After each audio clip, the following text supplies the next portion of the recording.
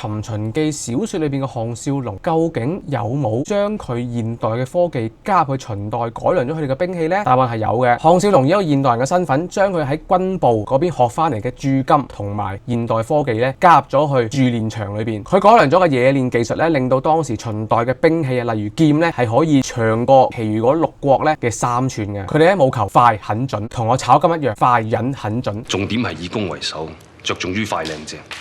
唔係，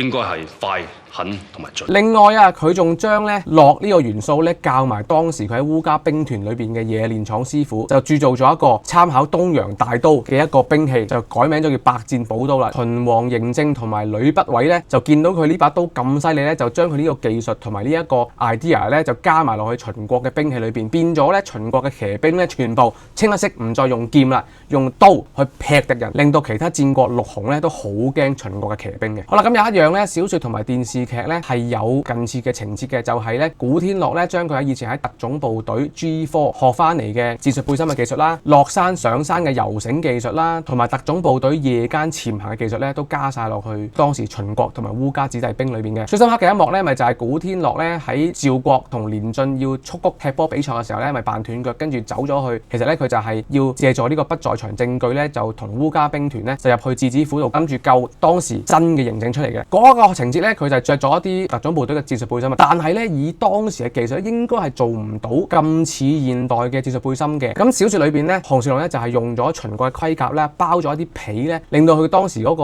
戰術背心嘅裝備咧有少少似21世紀嘅特種部隊嘅。仲有小說裏邊嘅項少龍咧，仲發明咗一種摺疊嘅連弩啊，就係可以摺到好似好細擺落個褲袋裏邊咧，神不知鬼不覺咁樣咧潛入去一啲宴會裏邊，要殺人嘅時候就拎出嚟拆，咁樣射，超勁。好啦，如果想知多啲《尋秦記》小說同埋電視劇嘅分別咧，可以 follow我 IG 同埋 YouTube， 或者留言你想知嘅嘢，我都會拍片俾大家睇噶。